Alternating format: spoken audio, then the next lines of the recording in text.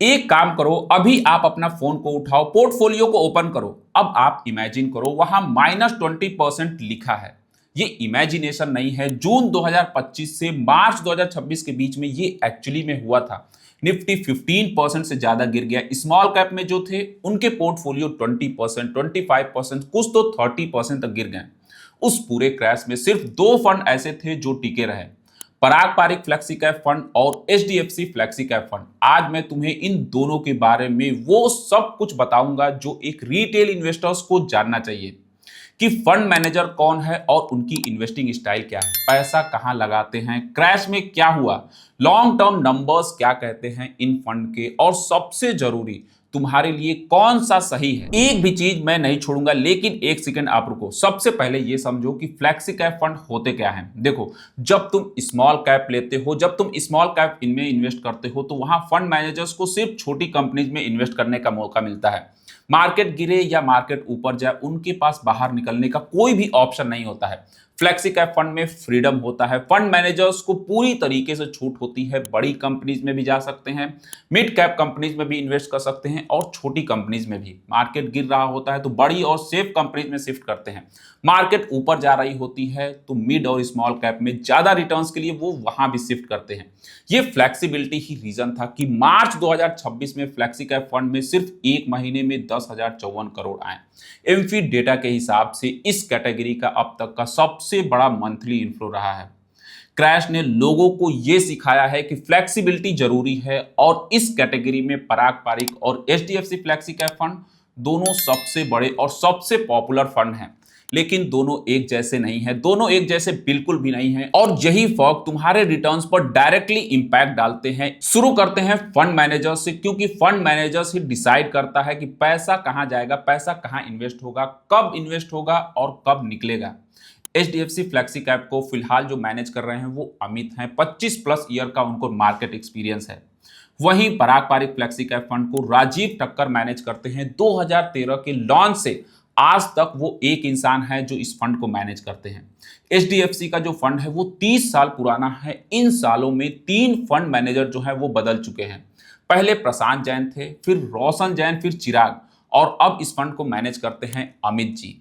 लेकिन फंड की सोच बिल्कुल नहीं बदली है। ये इस फंड का सबसे बड़ा इंस्टीट्यूशनल स्ट्रेंथ है। वहीं दूसरी तरफ पराग पारिक, राजीव ठक्कर को लोग टेस्ट क्रिकेट प्लेयर की तरह बोलते हैं, क्योंकि वो टिकते हैं, वो रुकते हैं, वो वैल्यू देखते हैं, और जब सही मौका आता है तब वो इन्वेस्ट करते हैं। एचडीएफसी का स्ट्रेंथ है इंस्टीट्यूशन की कॉन्टिन्यूटी, वहीं पराग पारिक का स्ट्रेंथ है एक इंसान की कंसिस्टेंट सोच। देखो, ये दोनों का जो इन्वेस्टमेंट स्टाइल है बहुत अलग है, और यही इन्वेस्टमेंट स्टाइल तुम्हारे पोर्टफोलियो को अलग तरीके से दिखाता है। अब देखते हैं कैसे दोनों फंड बहुत ज्यादा बड़े हो गए हैं। एचडीएफसी फ्लेक्सी कैप फंड का एयूएम है 91,000 करोड़, वहीं पराग पारिक फ्लेक्सी कैप फंड का एयूएम है 1.28 लाख करोड़। इंडिया का सबसे बड़ा एक्टिव इक्विटी फंड है। इतने बड़े फंड में छोटी कंपनीज में ज्यादा पैसा नहीं लगता है, छोटी कंपनीज में इन्वेस्टमेंट कम होता है, इसलिए दोनों का ज्यादा पैसा लार्ज कैप स्टॉक में है, जैसे कि रिलायंस हो गया, टीसीएस हो गया, एचडीएफसी बैंक जैसे बड़ी इंडिया की कंपनीज में। एचडीएफसी की जो लार्ज कैप एलोकेशन है वो 83% है, फाइनेंस सर्विसेज में 40% है। वहीं पराग पारिक लार्ज कैप में 81% इन्वेस्टेड है, फाइनेंस सर्विसेज में 31%, टेक में 12%, एनर्जी में 8%। यहीं से दोनों बिल्कुल अलग हो जाते हैं। एचडीएफसी का 40% सिर्फ फाइनेंस सर्विसेज में है। बैंक, एनबीएफसी, इंश्योरेंस, ये एक कॉन्सेंट्रेटेड बेट है। फाइनेंस सेक्टर्स अगर बहुत अच्छा करेगा तो एचडीएफसी जो फंड है वो ज्यादा रिटर्न देगा। फाइनेंस सेक्टर्स अगर गड़बड़ हुआ, अच्छा नहीं किया, तो फंड जो है वो डायरेक्टली इंपैक्ट होगा। वहीं पराग पारिक का जो इन्वेस्टमेंट है वो एनर्जी में 8% का है। कोल इंडिया, पावर ग्रिड, वो स्टॉक्स जो बाकी फंड अवॉइड करते हैं, पराग पारिक वहां वैल्यू देखता है। और सबसे बड़ा जो फर्क है वो पराग पारिक के पास में अल्फाबेट, मेटा, अमेजन, माइक्रोसॉफ्ट जैसे ग्लोबल कंपनीज का एक्सपोजर है, और ग्लोबल एक्सपोजर जो है वो 10.59% है। जब भी इंडिया मार्केट गिरेगा, इंटरनेशनल स्टॉक्स थोड़ा सा बफर देते हैं। यही रीजन था कि क्रैश में पराग पारिक कम गिरा।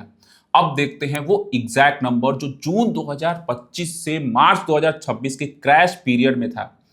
पारंपरिक फ्लेक्सी कैप फंड -3% गिरा, वहीं एचडीएफसी फ्लेक्सी कैप फंड -6%, और स्मॉल कैप फंड में जो गिरावट हुई वो 20 से 30% तक हो गई। दोनों ने स्मॉल कैप फंड से कहीं ज्यादा बेहतर परफॉर्म किया, लेकिन लॉन्ग टर्म में यही सबसे बड़ा ट्विस्ट आता है। अगर 2013 से जब दोनों का डायरेक्ट ग्रोथ प्लान जो ऑप्शन आया था, 10,000 रुपए हर महीना अगर आप एसआईपी करते होते तो एचडीएफसी फ्लेक्सी कैप फंड आपको 67 लाख रुपए देता है, वहीं पारंपरिक फ्लेक्सी कैप फंड आपको 52 लाख देता है। एचडीएफसी ने ज्यादा रिटर्न्स दिया, सरप्राइजिंग लगता है ना।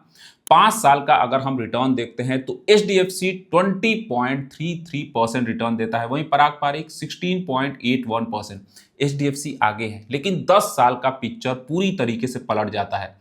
पारंपरिक फ्लेक्सी कैप फंड आपको 10 साल में 18.38% रिटर्न देता है, वहीं एचडीएफसी फंड 10 साल में 17.56%। जितना लंबा गेम पारंपरिक उतना ही बेटर परफॉर्म करता है।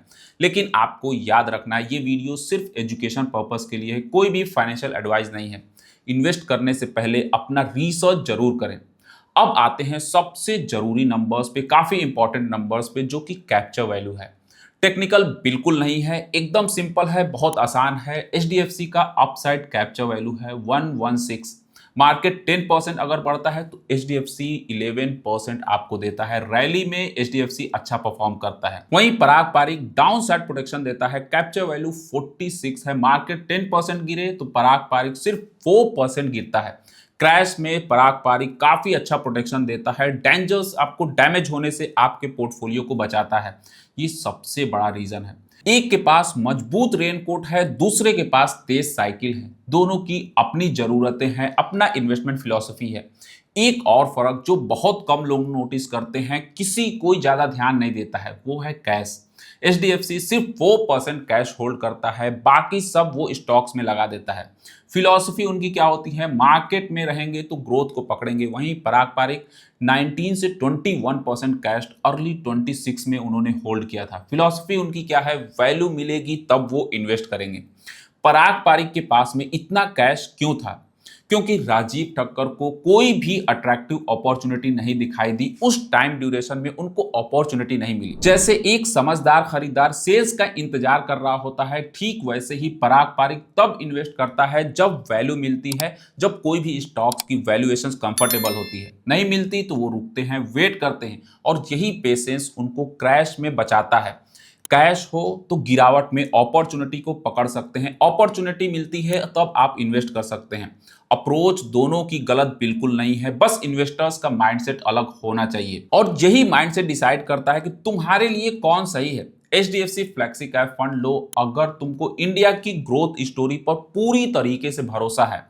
5 से 7 साल का इन्वेस्टमेंट हॉराइजन होना चाहिए आपको। थोड़ी सी वॉलेटिलिटी आपको इस फंड में एक्सेप्ट करनी होगी। फंड जो है वो कंसिस्टेंटली लॉन्ग टर्म परफॉर्म कर रहा है, तो फंड काफी अच्छा रिटर्न आपको लॉन्ग टर्म में दे सकता है। पारंपरिक फ्लेक्सी कैप लो अगर आपको क्रैश में पोर्टफोलियो को देखकर नींद उड़ जाती है। 10 साल या उससे भी ज्यादा आप अगर इन्वेस्ट करना चाह रहे हो, आपका इन्वेस्टमेंट हॉराइजन 10 साल से ज्यादा है, स्लो है लेकिन स्टडी कंपाउंडर है। यहां आपको वॉलेटिलिटी बहुत कम देखने को मिलती है, सबसे कम वॉलेटिलिटी आपको यहां देखने को मिलती है। और एक और ऑप्शन है, इन दोनों फंड में ओवरलैपिंग सिर्फ आपको 33% देखने को मिलती है, यानी 67% स्टॉक्स बिल्कुल अलग अलग हैं। दोनों एक साथ रख सकते हो, यहां आपको डुप्लीकेशन नहीं मिलती है, डुप्लीकेसी ज्यादा देखने को नहीं मिलती है। एचडीएफसी देगा आपको इंडिया का ग्रोथ इंजन, यहां से आपको देखने को मिलता है। वहीं पारंपरिक देगा ग्लोबल स्टेबिलिटी और क्रैश में प्रोटेक्शन। और सबसे इंपॉर्टेंट पार्ट, जो पारंपरिक का ग्लोबल एक्सपोजर जो पहले था वो 25 से 30% था, रेगुलेशन लिमिट की वजह से अभी सिर्फ 10% रह गया है। अगर आपका ग्लोबल डाइवर्सिफिकेशन ही एक मेन रीजन है तो ये ट्रैक करते रहना आपके लिए काफी इंपॉर्टेंट है। ये एज पहले जितना स्ट्रांग था वो अब नहीं रह गया है। अगर मैं आपको एक लाइन में बताऊं तो एचडीएफसी रैली में आपको अच्छा रिटर्न देता है, वहीं पारंपरिक क्रैश में आपको प्रोटेक्शन देता है। तो ये आपका डिसाइड करना है कि आपका इन्वेस्टमेंट का स्टाइल क्या है।